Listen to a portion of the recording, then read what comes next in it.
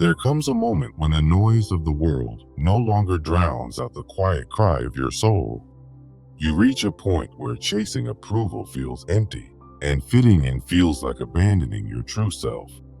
The mirror stops reflecting who others expect you to be, and starts demanding honesty about who you really are. You've spent years breaking yourself into pieces to be loved, only to realize love built on self-abandonment is betrayal. Choosing yourself isn't selfish, it's survival. It's the sacred act of remembering that you were never meant to disappear. This choice begins quietly with a whisper. No more. No more shrinking, pleasing, or pretending. The world may not applaud when you choose yourself, but your soul will finally breathe again. You start to walk away, not in anger, but in clarity, from places where you once begged to be seen. When you choose yourself, you start grieving the life you built on fear, not truth. And that grief? It's sacred. It's the doorway to a life that actually feels like yours. You stop apologizing for your boundaries, for your needs, for the fire you carry in your chest. At first, it feels like loss. But slowly, you begin to feel something you haven't felt in years. Wholeness. You realize peace was never about pleasing everyone. It was about finally aligning with your own soul. Choosing yourself means no longer negotiating your worth in rooms that cannot hold your light. What if the love you've been chasing is just a shadow of your unhealed self? Why do we keep sacrificing our essence for relationships that drain us? In the world of Carl Jung, this endless cycle isn't just bad luck. It's a call to individuation, a journey toward becoming your authentic self. Jung taught that our unconscious holds the keys to our deepest wounds, shaping choices we make without even realizing it. Imagine carrying invisible baggage from childhood, where love felt conditional or absent, pulling you toward partners who echo that pain. This is the essence of projection, where we see our unacknowledged shadows in others, leading us to prioritize their needs over our own. But what if choosing yourself isn't selfish? It's the path to wholeness, as Jung described through the archetype of the self. Today, we'll embark on a 5-step journey. First, identifying your core wounds. Second, recognizing your soul's true value. Third, differentiating genuine connections. Fourth, cultivating complete self-love. And fifth, breaking the belief that sacrifice is necessary for love. As Jung once said, the first half of life is devoted to forming a healthy ego. The second half is going inward and letting go of it. To start, let's confront the roots of our self-neglect, understanding how past wounds keep us trapped in cycles of unfulfilling relationships. Think about your own story, perhaps a time when you ignored your intuition for the sake of someone else's happiness. The root of this wound often lies in emotional deprivation from childhood, like absent parents or love that came with strings attached.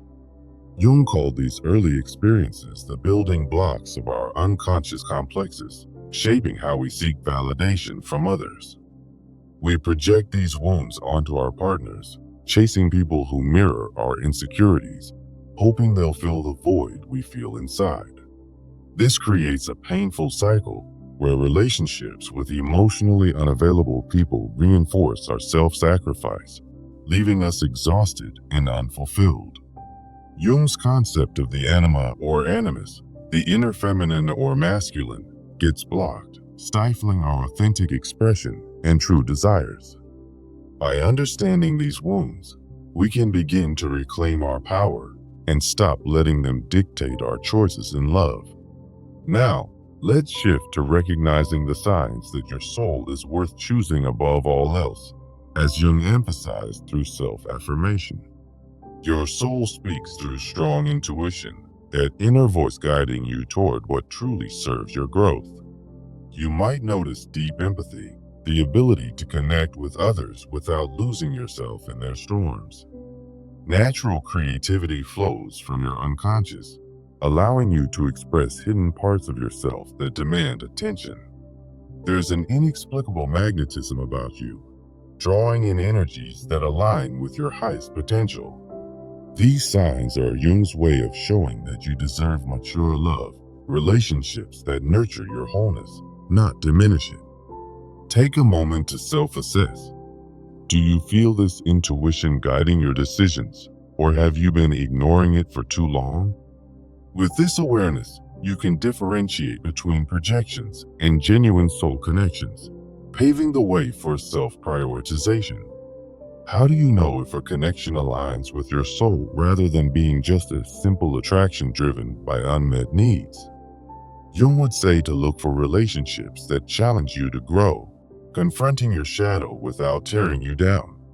True soul connections offer emotional stability, building deep, enduring bonds that reflect your integrated psyche. They mirror both your light and your darkness, promoting honest reflection and mutual evolution. In contrast, superficial attractions are often impulsive, fueled by unconscious projections that fade as quickly as they ignite. Try this practical exercise. After meeting someone new, journal on 3 levels: surface feelings, unconscious triggers, and alignment with your soul's needs. For example, Jung himself navigated complex relationships that taught him the value of discernment over blind passion. By practicing this, you'll attract connections that honor your self-choice, moving away from mediocre loves. To make this real, you must master complete self-love, as Jung taught that true self-love is the foundation of all healthy relationships. Self-love means accepting your shadow, the parts of yourself you've hidden away, and respecting your own needs above all. When you choose yourself, you naturally raise your standards, filtering out toxic dynamics that once seemed inevitable. This acceptance increases the quality of love in your life, drawing in partners who value your wholeness. Start with a simple ritual. Stand in front of a mirror each day, affirming, "I choose my soul's needs first," and feel the shift within. Journaling can help integrate these reflections, turning self-love into a daily practice that transforms your world. What one boundary will you set today to honor your self-choice? Perhaps saying no to demands that drain your energy. Yet, many of us cling to the belief that to be loved, we must sacrifice ourselves, a cultural shadow Jung warned against. This belief often stems from upbringing and societal norms, like the savior archetype that glorifies codependency. The consequences are profound: loss of identity, spiritual depletion, and a cycle of resentment that Jung saw as unintegrated shadows. But love doesn't have to mean losing yourself. Jung reframed it as a balanced exchange, where boundaries protect your essence. Break free by creating a yes/no list, items you won't compromise on, like your emotional needs or personal time. Practice assertive communication. Next time someone crosses your boundary, speak up with clarity and kindness. As Jung said, your vision will become clear only when you look into your own heart, reminding us that self-choice is empowering. By adopting this framework, we heal by loving in a way that honors our true selves, not by loving less. Now, let's share this message. Healing is about loving right, the right person, the right way, with the right soul. When you finally choose yourself, as Jung advocated, you unlock the path to genuine, fulfilling connections. Reflect on your journey so far. How has prioritizing yourself changed your perspective on love? Share your story with others. It might inspire someone else to embark on their own path of individuation.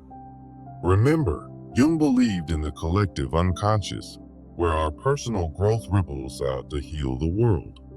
In sharing, we foster a community of empowered individuals, breaking free from old patterns together.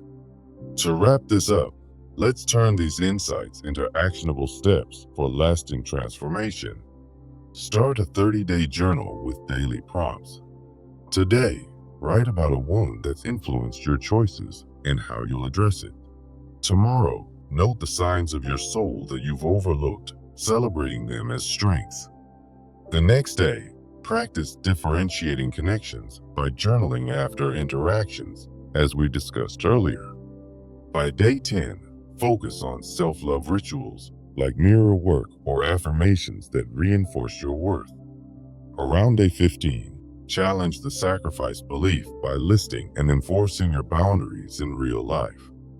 Use role-playing exercises to prepare for assertive conversations, building confidence step by step. By the end of the month, track your progress and celebrate the small victories in choosing yourself.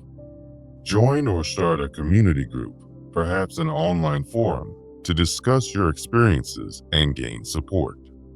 This communal sharing aligns with Jung's idea of collective healing, where individual growth benefits everyone. Commit to one action today. Maybe it's journaling, setting a boundary, or simply pausing to listen to your intuition. As you do, remember that choosing yourself isn't the end. It's the beginning of a life filled with authentic joy. Picture the freedom. No more chasing shadows, but walking toward relationships that light up your soul. Jung's legacy reminds us that true fulfillment comes from within, not from external validation. Embrace the process, even when it's uncomfortable, because that's where the real transformation happens. Your story is unique, but the path is universal. Individuation waits for no one. What will you choose today? The old patterns or the bold step towards your wholeness? Let this be your turning point, where self-choice becomes your greatest act of self-compassion. In the quiet moments, you'll feel Jung's wisdom echoing. You've always had the power to heal. Now, go forth and live it. Choose yourself and watch as the world responds in kind. This journey doesn't end here. It's a lifelong adventure of growth and discovery. Thank you for reflecting with me. May your path be illuminated by the light of your own soul. Remember, when you finally choose yourself, you're not just surviving, you're truly living. In the depths of our psyche, as Carl Jung so wisely observed, lies the key to true liberation. Choosing yourself above all else marks the beginning of individuation. Picture this. You're standing at a crossroads where every path you've taken has led to exhaustion, all because you prioritized others' needs over your own. Jung called this the shadow of self-neglect, where unconscious wounds whisper lies that make you believe your worth is tied to sacrifice. But what if I told you that embracing your inner self could shatter those chains? Let's dive into Jung's framework. The unconscious isn't just a dark void. It's a treasure trove of insights waiting to heal your deepest hurts. Remember, the archetype of the self represents wholeness, that integrated core where your true essence resides. Through individuation, you stop projecting your unmet needs onto others and reclaim your power, step by step. This journey unfolds in 5 transformative stages. First, identifying your core wounds. Second, recognizing your soul's immense value. Third, differentiating true connections. Fourth, cultivating complete self-love. And fifth, breaking the beliefs that demand your sacrifice. Choosing yourself isn't selfish. It's the ultimate act of Jungian enlightenment, a path to authentic living. As Jung said, the first half of life is devoted to forming a healthy ego. The second half is going inward and letting go of it. To embark on this, we must confront the roots of our self-neglect and understand how past wounds keep us trapped. Deep in the root of the wound lies the pain that makes you choose others over yourself, often stemming from childhood deprivations. Think of it as Jung's projection at work. Those early experiences of absent parents or conditional love form complexes that linger in your unconscious. You project these wounds onto partners, seeking validation outside yourself, like chasing a mirage in the desert. The consequence is a cycle of relationships with emotionally unavailable people, where you abandon your needs time and again. Jung described this as the anima or animus blocking your authentic expression, turning love into a battleground. By understanding these wounds, you can reclaim your soul's true nature and stop letting them dictate your choices. Now, let's recognize the signs that your soul is worth choosing above all else, as per Jung's archetype of the self. One sign is your strong intuition, that inner voice guiding you toward wholeness and away from harmful patterns. Another is deep empathy, allowing you to connect without losing yourself in the process. Natural creativity flows from your unconscious, tapping into Jung's idea of self-expression as a path to individuation. And then there's that inexplicable magnetism, an aura that draws aligned energies when you honor your soul.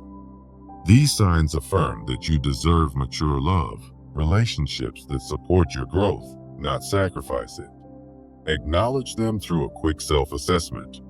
Do you feel this pull within? With this awareness, you can differentiate a soul connection that honors your self-choice from mere surface-level attractions. Moving to the next stage, differentiating a soul connection from simple attraction requires Jung's tools of discernment. A true soul connection challenges you to grow, confronting your shadow without judgment, just as Jung advocated. It offers emotional stability, forming deep, enduring bonds rather than impulsive infatuations driven by projections. Honest reflection is key. It mirrors both your light and shadow, promoting integration and balance. In contrast, superficial attractions are fleeting, rooted in unconscious triggers that lead you astray. Try this practical exercise. Keep a 3-level emotional journal after encounters. First, note surface feelings. Second, uncover unconscious triggers. Third, assess alignment with your soul's needs. This helps you choose connections that truly align with your essence, fostering self-prioritization.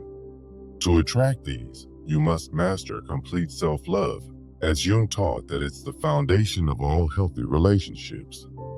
Complete self-love means accepting your shadow, those dark aspects you've hidden, and respecting your own needs above all. When you choose yourself, you naturally raise your standards, filtering out mediocre loves that once drained you. This isn't just theory. It's a practice, like daily mirror work with affirmations. I choose my soul's needs first. Journaling becomes your ally, integrating Jungian self-reflection to build unshakable self-worth. Pose this challenge. What one boundary will you set today to honor your self-choice? Yet, many hold on to the belief that to be loved, you must sacrifice yourself, a cultural shadow that must be broken. Breaking this belief traces back to upbringing and societal influences, like the savior archetype that fosters codependency. The consequences are dire: loss of identity and spiritual depletion, as Jung warned about unintegrated shadows. Instead, reframe love as a balanced exchange, aligned with the self-archetype, where giving and receiving flow equally. Practice with a yes, no list. Jot down what you won't compromise on, like your emotional needs, to enforce boundaries.